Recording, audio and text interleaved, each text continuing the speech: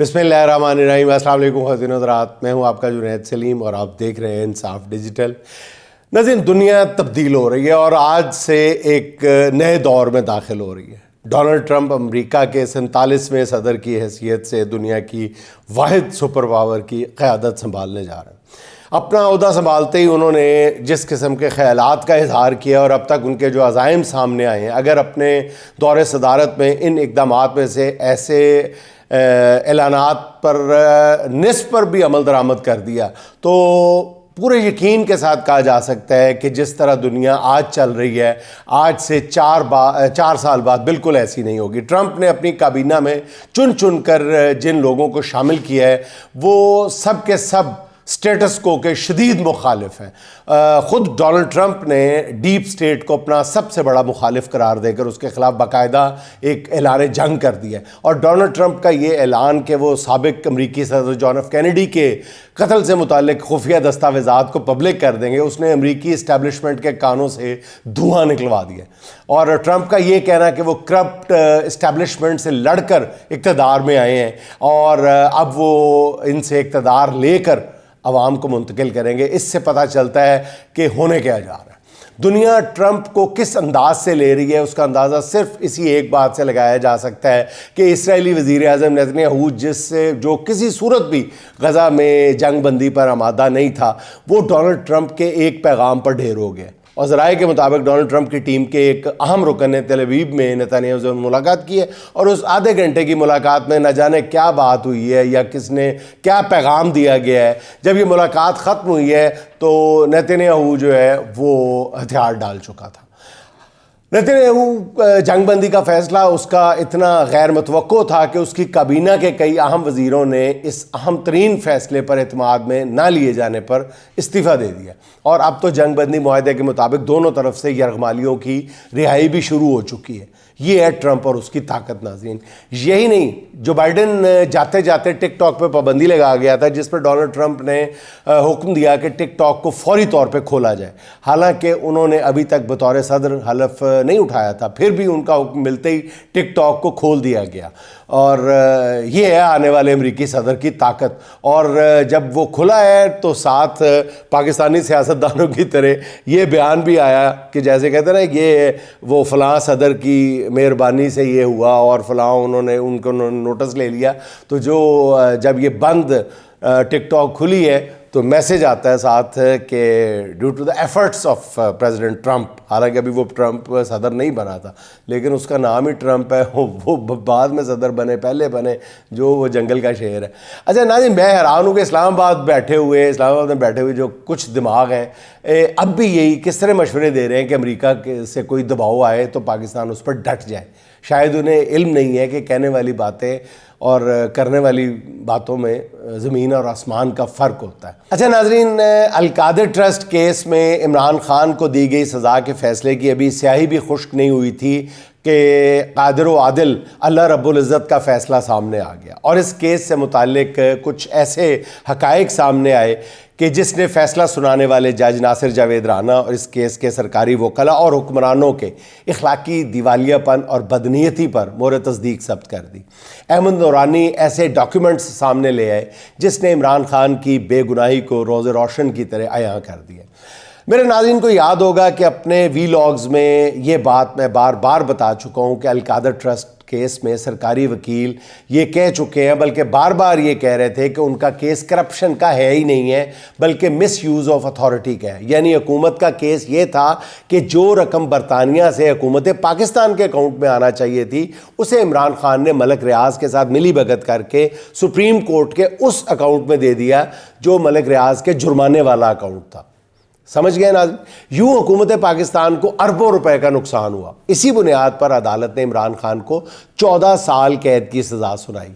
اب صحافی احمد نورانی برطانوی نیشنل کرائم ایجنسی اور ملک ریاض کے درمیان طے پانے والے جو سیٹلمنٹ معاہدے کی دستاویز جو ہے وہ سامنے لے آئے، جس کے مطابق این سی اے اور ملک ریاض کے درمیان طے پانے والے معاہدے میں یہ بات لکھی تھی کہ یہ رقم ملک ریاض کے اس اکاؤنٹ میں جائے گی جو سپریم کورٹ نے جرمانے کی ادائیگی کے لیے بنایا ہے۔ یعنی این سی اے نے ایک بات تسلیم کر لی کہ یہ رقم ملک ریاض ہی کی ہے، اور این سی اے کو اپنی تحقیق میں ایسا کوئی ثبوت نہیں ملا کہ یہ رقم برطانیہ کے اندر کسی خرد برد کا نتیجہ ہے، اس لیے اسے ملک ریاض کے اکاؤنٹ میں منتقل کرنے کی اجازت ملی، مگر اس کے لیے یہ شرط رکھی گئی کہ حکومت پاکستان اس پر آمادگی ظاہر کرے پہلے کہ یہ رقم پاکستان آنے دی جائے، پاکستان آنے دی جائے، ورنہ تو وہ منی لانڈرنگ بھی ہو سکتی تھی۔ تو پاکستان آنے کی اجازت کا یہ معاہدہ تھا۔ اب عمران خان کے پاس دو راستے تھے کہ وہ یہ اجازت نہ دیتے، اگر وہ ایسا کرتے تو یہ رقم برطانیہ میں فریز پڑی رہتی، اور دوسری صورت یہ تھی کہ اتنی بڑی رقم پاکستان آ جاتی، اس لیے عمران خان نے اجازت دے دی۔ اور اس سے بھی اہم بات یہ ہے کہ عمران خان کی کابینہ نے معاہدے کو خفیہ رکھنے کی منظوری 3 دسمبر کو دی، جبکہ رقم کی پہلی قسط اس سے پہلے 29 نومبر کو پاکستان آ چکی تھی۔ یہ بات میں اپنے گزشتہ سے پیوستہ جو وی لاگ ہے اس میں بیرسٹر سلمان صفدر صاحب کے ساتھ جو میری گفتگو ہوئی تھی اس میں بھی آپ کی خدمت میں گوش گزار کر چکا ہوں۔ اچھا ناظرین، اس رقم کی 34 ملین پاؤنڈ کی ایک ٹرانزیکشن عمران خان کی حکومت ختم ہونے کے بعد مئی 2022 کو بھی پاکستان آئی ہے، جب شہباز شریف ملک کے وزیر اعظم تھے۔ اگر کچھ غلط ہو رہا تھا تو شہباز شریف اپنے دور حکومت میں اسے روک دیتے نا، مگر انہوں نے ایسا کچھ نہیں کیا، اور کچھ نہیں تو شہباز شریف جو ہے اس کابینہ اجلاس کے میٹنگ منٹس ہی منظر عام پر لے آتے جس میں یہ رقم پاکستان لانے کی منظوری لی گئی تھی۔ القادر ٹرسٹ کیس کے فیصلے میں اتنے ناظرین جھول اور قانون کی ایسی ننگی چٹی خلاف ورزیاں ہیں کہ میری جتنے بھی ابھی تک آئینی ماہرین سے بات ہوئی ہے سب کا ماننا یہ ہے کہ یہ کیس جو ہے یہ ہائی کورٹ میں 2 سے تیسری پیشی نہیں ٹھہر سکتا۔ بس اتنا ہونا چاہیے کہ جج کسی کی کٹ پتلی نہ ہو اور اس کے اندر جج کے اندر اس کے نزدیک عزت، غیرت اور ایمان جو ہے وہ کچھ اہمیت کی حامل ہو۔ اچھا ناظرین، 26ویں آئینی ترمیم کے بعد سے جس عدالتی بحران سے بچا جا رہا تھا، جو کوششیں ہو رہی تھیں کہ ججز ایک دوسرے کے سامنے نہ آ جائے، وہ سب کوششیں بالآخر ناکام ہو گئی ہیں یا ناکام ہوتی ہوئی نظر آ رہی ہیں۔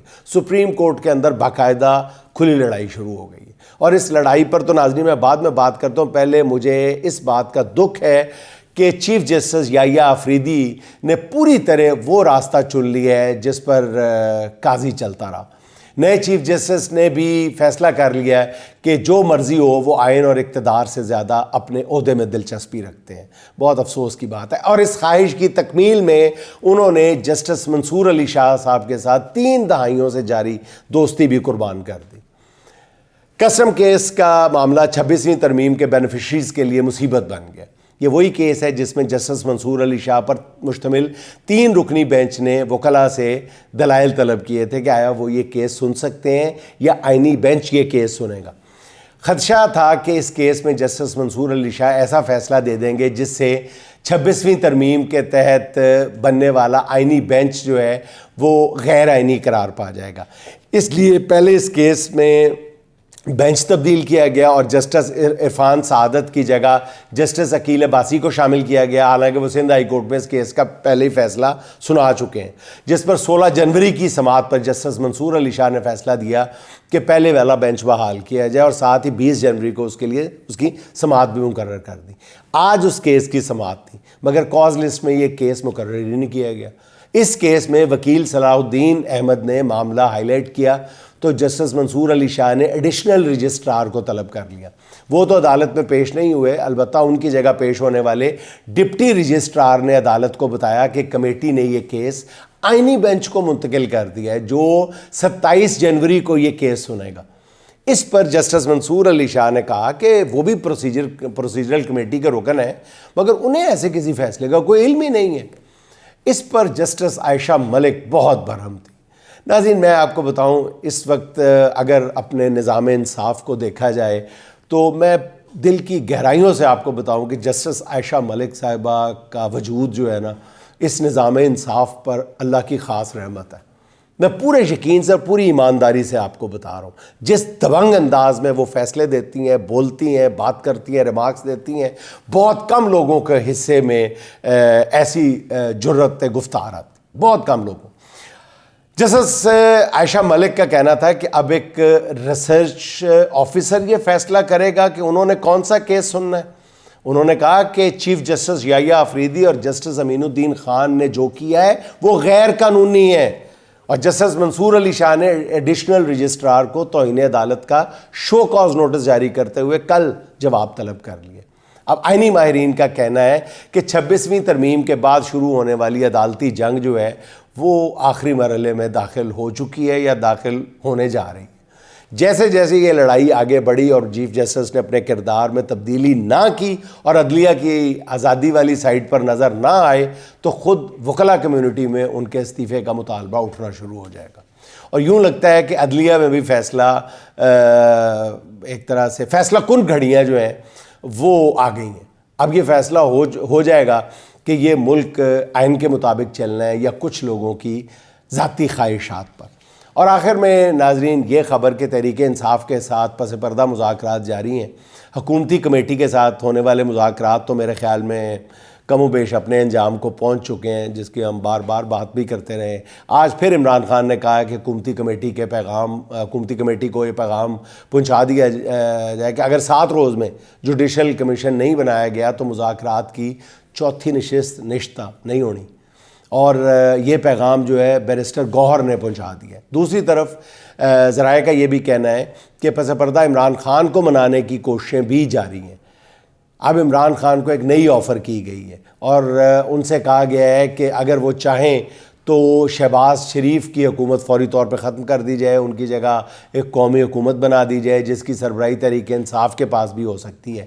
یعنی قومی حکومت میں عمران خان کے نامزد کردہ کسی شخص کو وزیر اعظم بنا دیا جائے. اس کے بدلے میں عمران خان 1.5 سے 2 سال تک اس سیٹ اپ کو چلنے دیں. اس پر عمران خان کا جواب کیا تھا یا کیا ہوگا اس پر بات کرنے سے پہلے یہ دیکھ لیں کہ شہباز شریف کی حکومت کی وقت جو ہے وہ اصلی حکمرانوں کے نزدیک کیا ہے. ان کا خیال ہے کہ وہ جب چاہیں اس بکرے کی قربانی دے دیں. یہی وجہ ہے کہ کل شریف خاندان کا جاتی عمرہ میں اجلاس ہوا ہے اور ذرائع کے مطابق اس اجلاس میں خاندان کے افراد کے علاوہ صرف پرویز رشید موجود تھے اور اجلاس میں صرف اسی ایک سوال پہ غور کیا گیا کہ اگر پس پردہ قوتوں اور عمران خان کے درمیان کشیدگی کم ہو گئی تو پھر شریف خاندان کا کیا بنے گا، تیرا کیا بنے گا کالیا. تو اس اجلاس کے حوالے سے آج کے اخبارات میں خاص طور پر بڑے اہتمام کے ساتھ خبریں شائع کروائی گئیں جس کے مطابق نواز شریف نے شہباز شریف سے کہا ہے کہ وہ تحریک انصاف کے صرف جائز مطالبات ہی تسلیم کریں. تحریک انصاف نے تو صرف 2 مطالبے کیے ہیں، پتہ نہیں ان میں سے نواز شریف ناجائز کون سا لگتا ہے میاں صاحب کو. بہرحال عمران خان قومی حکومت بنانے کے کسی بھی موڈ میں نظر نہیں آ رہے. عمران خان جانتے ہیں کہ موجودہ رجیم کے کسی کردار کے ساتھ کوئی معاہدہ جو ہے ان کی مقبولیت کے لیے بہت بڑا دھچکا ہوگا. اور عمران خان کو یہ بھی اندازہ ہے کہ ان کے خلاف جو ہو سکتا ہے تھا وہ ہو چکا ہے، اس سے کئی گنا زیادہ ہو چکا ہے جس کا اندازہ کیا جا سکتا تھا. اس لیے اب وہ کسی جھانسے میں آنے کو تیار نہیں ہے. اچھا ناظرین، ان دنوں مریم نواز اپنے تئیں خوب رونق لگائے ہوئے ہیں. یوں لگتا ہے کہ وہ الیکشن کیمپین پہ نکلی ہوئی ہیں. وہ روزانہ کسی کالج یا یونیورسٹی کے طالب علموں سے خطاب کر کے اپنے لیڈرشپ کے ارمانوں کی تسکین کرتی ہیں. وہ جہاں جاتی ہیں وہاں کالج اور یونیورسٹی کے طلبہ کو چھٹی دے دی جاتی ہے کیونکہ اس بات کا خدشہ ہوتا ہے کہ کہیں گستاخ طالب علم قیدی نمبر 804 کے نعرے نہ لگا دیں. اس لیے طالب علمانہ ماحول بنانے کے لیے نوجوان ڈھونڈے جاتے ہیں جس کے لیے سرکاری ملازمین کے بچوں کو متعلقہ کالج یا یونیورسٹی کے اسٹوڈنٹس کا رول جو ہے وہ چند گھنٹوں کے لیے ادا کرنا پڑتا ہے. اس دوران وزیر اعلیٰ صاحبہ جو ہیں وہ اپنی لیڈری کے ارمان پورے کرنے کے ساتھ ساتھ انتخابی تقریروں کا شوق بھی یا پریکٹس بھی کر رہی ہیں. یہ تو آپ سن ہی چکے ہیں کہ گزشتہ روز میڈم وزیر اعلیٰ کے ساتھ رول نبھانے کے لیے مناسب طالب علم لڑکیوں کا بندوبست نہیں ہو سکا، تو اس کردار کے لیے یا ان کرداروں کے لیے مبینہ طور پر 2 لیکچررز کو چنا گیا. یہ لیکچررز بتایا جاتا ہے کہ آپس میں کزن بھی ہیں. مریم نواز صاحبہ ان لیکچررز کو گلے لگا کر انہیں دل لگا کر پڑھنے اور امتحان دینے کی رٹی رٹائی نصیحتیں کرتی رہیں. اب مجھے نہیں پتا کہ وہ واقعی اسٹوڈنٹ لڑکیاں تھیں یا لیکچررز تھیں، آئی ڈونٹ نو.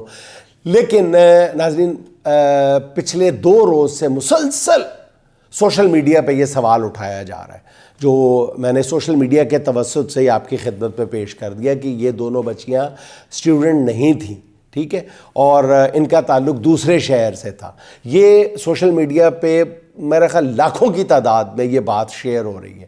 اب سیدھی بات ہے کہ پنجاب حکومت کا یا مریم نواز صاحبہ کا اپنا سب سے پہلا فرض کیا بنتا تھا کہ وہ اس معاملے کی وضاحت کرتی، وہ اس بات کو ثابت کرتی سوشل میڈیا کے ذریعے ہی، چلیں مین سٹریم میڈیا پہ نہ آتی، سوشل میڈیا کے ذریعے ہی ثابت کرتی کہ یہ وہاں کی لیجیٹیمیٹ اسٹوڈنٹس تھیں دونوں۔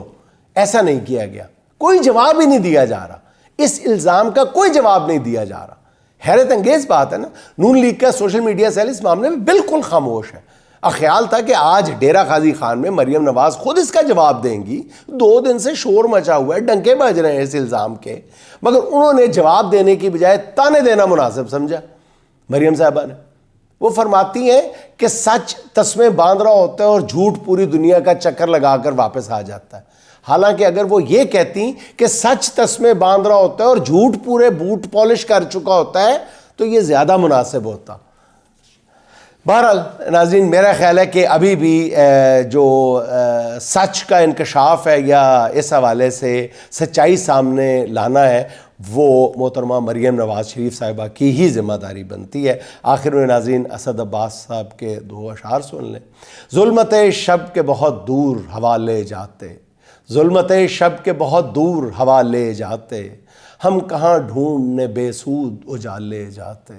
اچھا ہوتا جو زمانے کی طرح سوچتے ہم، اچھا ہوتا جو زمانے کی طرح سوچتے ہم، روگ سینے میں محبت کے نہ پالے جاتے، روگ سینے میں محبت کے نہ پالے جاتے۔ خود بخود چھوڑ گئے ہیں چلو ٹھیک ہوا، اتنے احباب کہاں ہم سے سنبھالے جاتے، اتنے احباب کہاں ہم سے سنبھالے جاتے۔ ناظرین خوش رہیں، خوش رکھیں، آپ سے ملاقات ہوگی انشاءاللہ اگلے ولاگ میں۔ اللہ حافظ۔